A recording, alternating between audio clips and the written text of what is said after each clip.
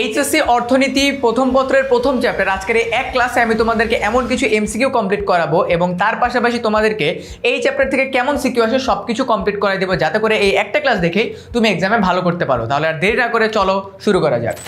আমাদের এই চ্যাপ্টারে আমি তোমাদেরকে প্রায় 10 থেকে 15টা মতো এমসিকিউ কমপ্লিট করাবো। এখন তোমাদের মধ্যে প্রশ্ন আসতে পারে, ভাইয়া একটা চ্যাপ্টারে মাত্র 15টা এমসিকিউ কমপ্লিট করে আমি চ্যাপ্টার কমন পাবো, এক্সামে অ্যান্সার করতে পারবো?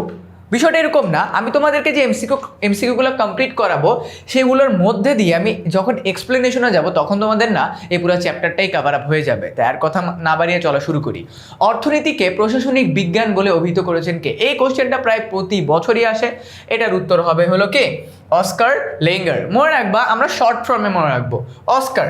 অস্কার মনে রাখাটা ইজিয়ার। 2 নম্বরে যাচ্ছি, মানুষের জীবনে অভাব ও আকাঙ্ক্ষার ধরন কেমন? আমাদের জীবনে যত ধরনের অভাব আছে, যত ধরনের ইচ্ছা আছে, এগুলো কি অসীম হয়ে থাকে, আমরা সবাই জানি। অ্যান্ড অর্থনীতিতে সবচেয়ে বড় প্রবলেমে এটা অসীম অভাব এবং দুষ্প্রাপ্য সম্পদ। 3 নম্বরে যাচ্ছি, কোনটি মানব জীবনের মূল অর্থনৈতিক সমস্যা? মানব জীবনের মূল অর্থনৈতিক সমস্যা হলো সম্পদের দুষ্প্রাপ্যতা। অনেকে মনে করবে অসীম অভাব। দেখো, একটা মানুষের অভাব কখন আসে? যখন তার পকেটের টাকা লিমিটেড থাকে। ডান। অসীম অভাব পূরণের জন্য সম্পদের পরিমাণ কেমন হবে? অসীম অভাব পূরণের জন্য সম্পদ ডেফিনেটলি সীমিত হবে।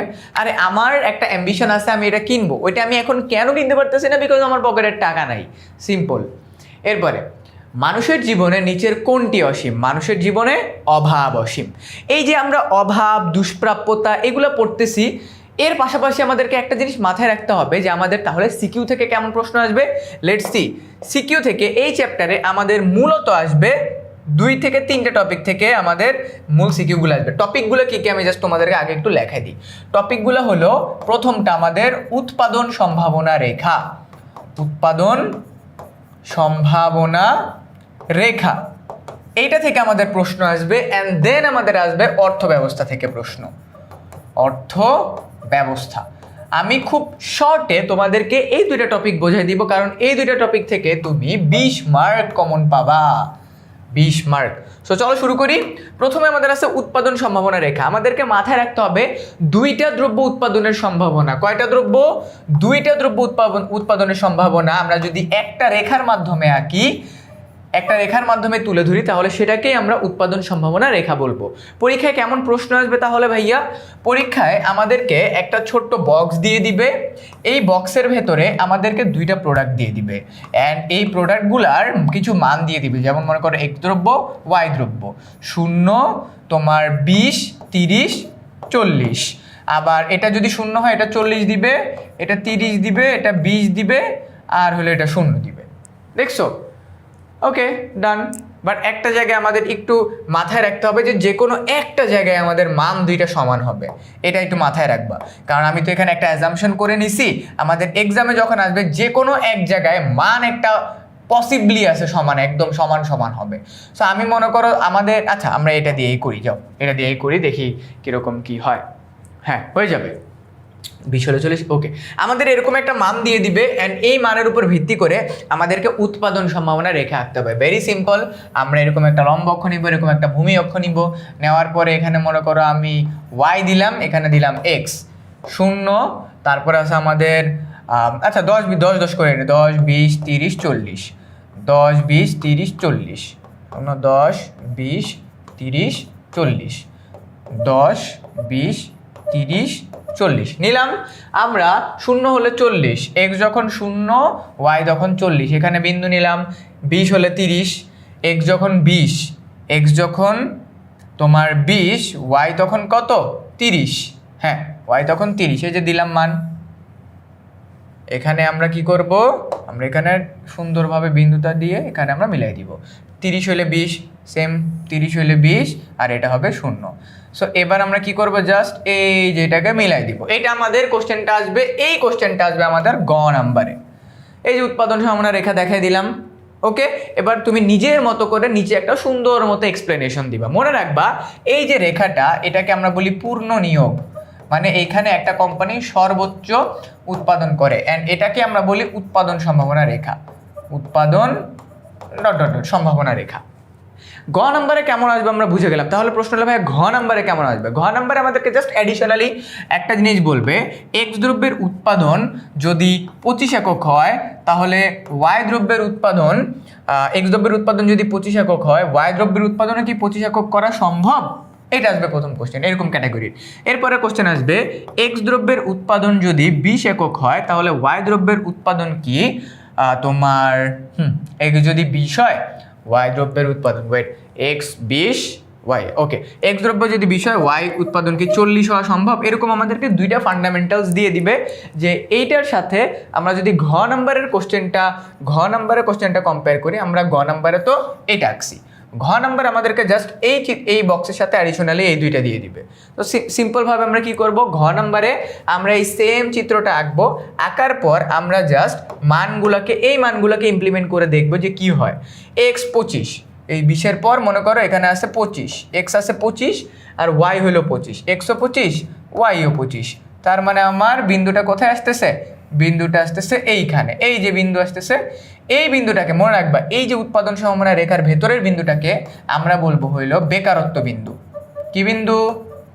বেকারত্ব বিন্দু, যে বিন্দুতে উৎপাদন করা সম্ভব। On the other hand x যদি 20 হয়, এক্স 20 ওয়াই 40, এক্স 20 ওয়াই 40, তার মানে এই বিন্দু মনে রাখবা এইটা হইল আমার অর্জনযোগ্য বিন্দু, তার মানে এই বিন্দুতে আমাদের উৎপাদন অর্জনযোগ্য বিন্দু, তার মানে এই বিন্দুতে আমাদের উৎপাদন পসিবল না। আমরা তিনটা জিনিস পাইলাম, একটা হলো সর্বোচ্চ উৎপাদন যেটাকে পূর্ণ নিয়োগ বলতেছি, রেখার ভেতরে উৎপাদন হলে বেকারত্ব বিন্দু বলতেছি, রেখার বাইরে হলে অর্জনযোগ্য বিন্দু বলতেছি। এই জিনিসটা তুমি যদি বুঝে যাও তুমি 10 মার্ক কমন পেয়ে যাবা।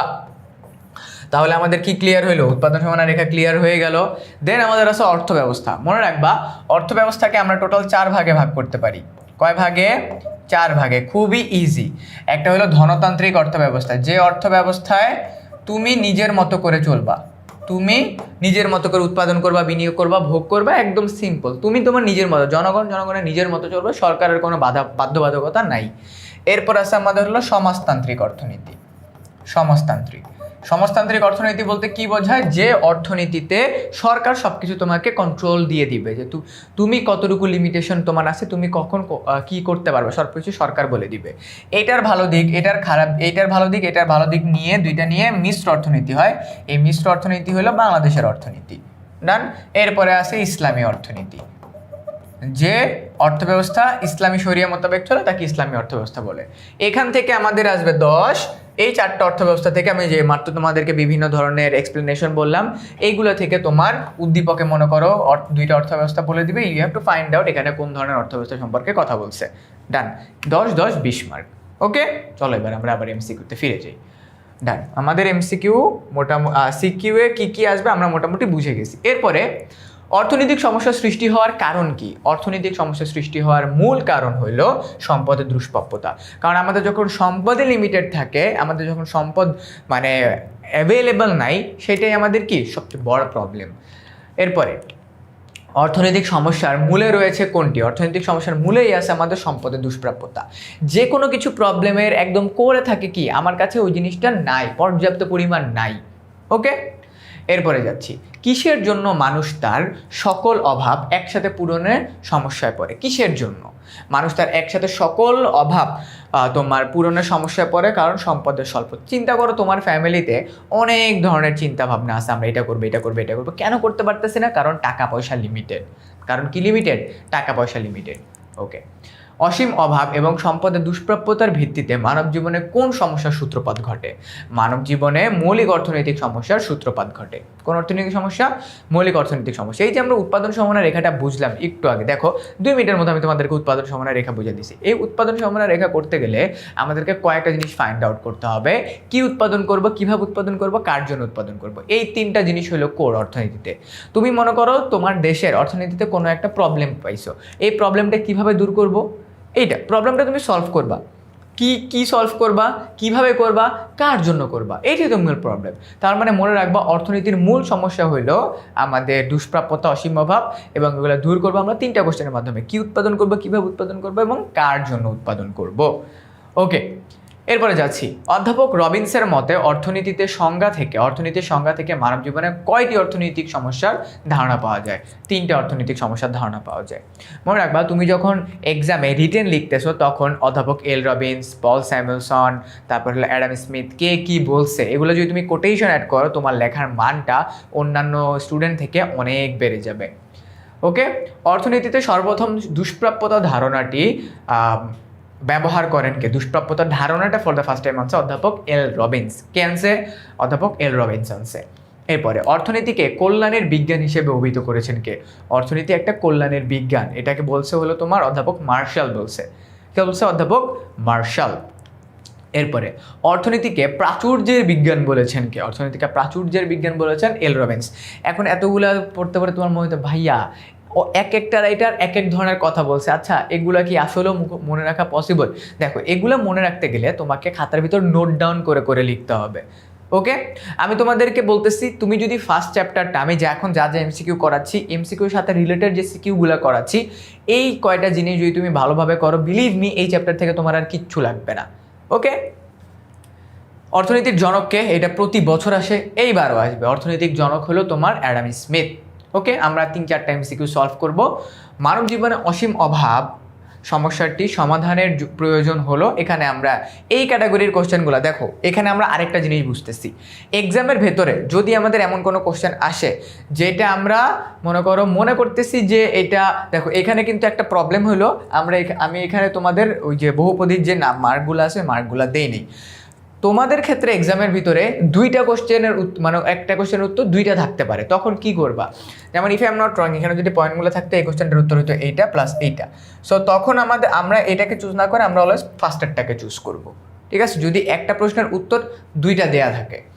ওকে, অর্থনৈতিক দৃষ্টিকোণ থেকে তোমার অর্থনীতিকে স্বল্পতার বিজ্ঞান হিসেবে অভিহিত করেছেন কে? অর্থনীতিকে স্বল্পতার বিজ্ঞান হিসেবে অভিহিত করেছেন এল রবিন্স। মানে অনেক মানুষ কিন্তু অনেক কথা বলছে। এরপরে দুষ্প্রাপ্যতা বলতে মূলত সম্পদের কোনটিকে বোঝায়? দুষ্প্রাপ্যতা বলতে মূলত সম্পদের অপ্রতুলতাকে বোঝায়। দুষ্প্রাপ্যতা বলতে মূলত সম্পদের অপ্রতুলতাকে আমরা বুঝবো। অভাব পূরণের উপকরণের সীমাবদ্ধতাকে আমরা কি বলবো? অভাব পূরণের উপকরণের সীমাবদ্ধতাকে আমরা বলবো দুষ্প্রাপ্যতা। কি বলবো? দুষ্প্রাপ্যতা। অসীম অভাব এবং দুষ্প্রাপ্যতার মধ্যে সমন্বয় সাধনকে আমরা কি বলবো? আমরা নির্বাচন বলবো। মানে আমার এত ধরনের প্রবলেম মধ্যে থেকে আমি কোনটার দিকে ফোকাস করব, এটাই কিন্তু আমার ইটসেলফ একটা নির্বাচন, আমি কোনটাকে চুজ করতেছি। এরপরে যাচ্ছি, অর্থনৈতিক সমস্যা সৃষ্টির পেছনে মূল কারণ কোনটি? অর্থনৈতিক সমস্যা সৃষ্টির পেছনে মূল কারণ হলো সম্পদের সীমাবদ্ধতা। অ্যান্ড দ্য লাস্ট ওয়ান, কোনটি অনুসারে মানুষ অসংখ্য অভাব থেকে তার অভাবগুলোকে নির্বাচন করে? কোনটি অনুসারে? তার গুরুত্ব অনুসারে। এটা কিন্তু চাহিদা না, এটা কিন্তু গুরুত্ব অনুসারে। তোমার কাছে কোনটা সবচেয়ে বেশি ইম্পর্টেন্ট, তুমি ওইটাকে চুজ করবা। সো এরই মাধ্যমে আমি তোমাদেরকে অর্থনীতি প্রথম পত্রের প্রথম চ্যাপ্টারের যে মূল বেসিকটা আছে, সেই বেসিকটা খুব শর্টে আমি তোমাদেরকে বোঝাই দিলাম। অ্যান্ড পাশাপাশি তোমাদেরকে এক্সামে সিকিউ কোন জায়গা থেকে আসতে পারে, কীভাবে করে অ্যান্সার করবা সেটাও বোঝাই দিলাম। এই চ্যাপ্টার নিয়ে যদি তোমার কোনো কোশ্চেন থাকে সেটা আমাকে এই ভিডিওর কমেন্ট সেকশনে জানিয়ে দাও। তোমার সাথে দেখা হচ্ছে আমার পরবর্তী চ্যাপ্টার নিয়ে।